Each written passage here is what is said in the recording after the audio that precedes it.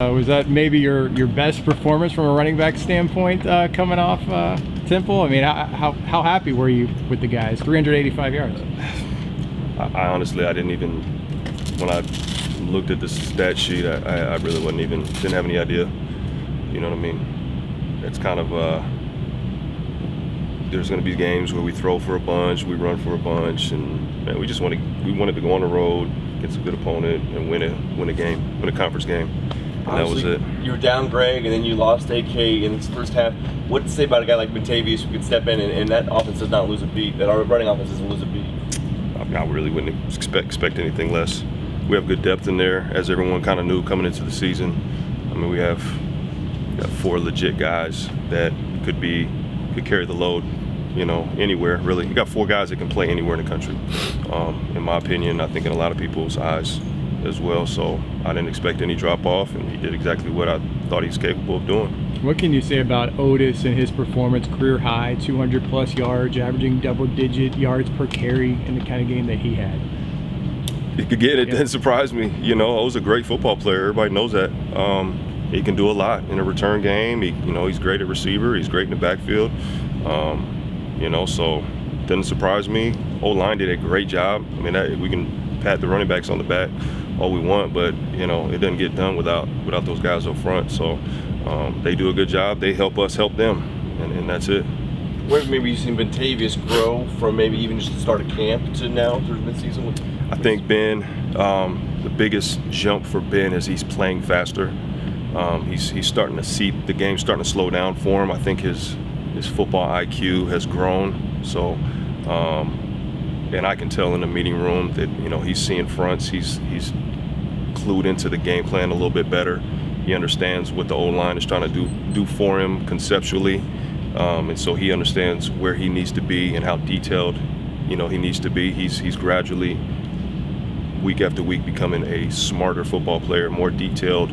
And the thing is, when we came in and we watched the film, and there's a ton of things that we could have done a lot better.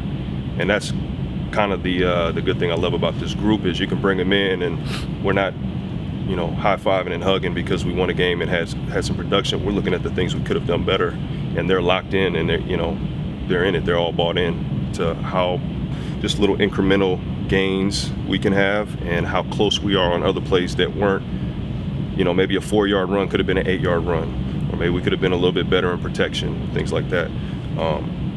Just all the little details of what is going to allow us to continue to be more productive and continue to get better. How is AK doing? Coach Heupel said he was hoping he'd be able to come back for Saturday. Yeah, he looks good.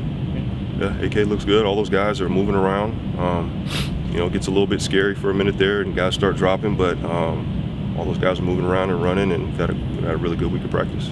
Coach Otis mentioned at the conclusion of the game just the way the offensive line played after getting a chance to see the film here after the fact. What was it on Saturday that offensive line was really doing to enable guys like him to get to that second level line quick? Shoot, man, they were moving.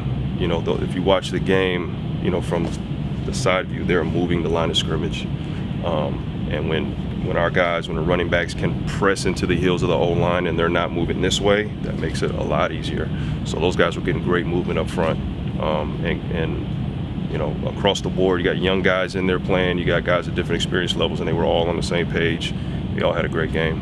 You talk about turning 4-yard runs into 8-yard runs. Bentavious turned a 4-yard run into an 11-yard run where he carried a bunch of guys.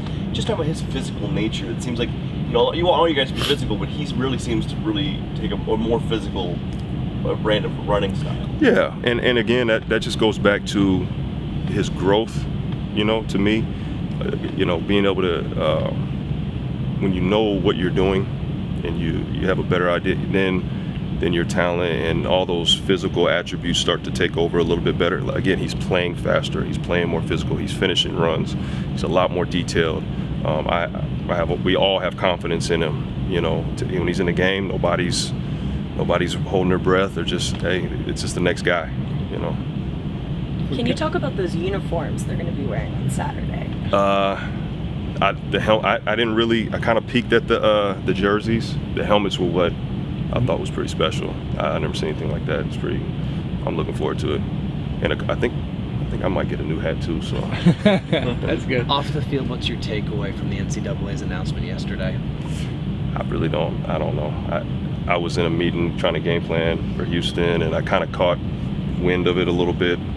I haven't really thought about it, to be honest. I'm just kind of focused on trying to win our next game. What do you know about Houston? What kind of challenges their defense present? You know what, man? You look at Houston on film, athletically and bodies, and they kind of look like us. I feel like they're kind of built the way we are. It's a program that's had a ton of success, and so if you look at the games they've won, and then you look at the games that they've lost, I mean, you're talking about just a few bad bounces here and there, and their record is totally different. So it's not like they're a bad team or anything like that. Their record doesn't reflect, what they bring. Their offense is extremely explosive. Their defense creates a ton of negative plays. They run around. They still play hard. Again, it's just a couple bad bounces here and there, and you're looking at a different team that's having a different season, and they're coming in here with an opportunity again, to come steal one from us, because they are a good team and they think they're a good team. They play like they're a good team. They don't play like a team that's not confident. Football is, again, it's cliche, but it really is. It's bad bounces and inches. So we'll have all the good bounces on Saturday and more inches. How's Greg doing? Greg, good. Greg's doing good.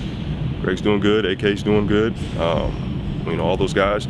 You play with our position, and as much as we're involved in what we do offensively, you're gonna have nicks and bumps and bruises. And week 9, you start going into week 9, the latter half of the season, everywhere, it's every team.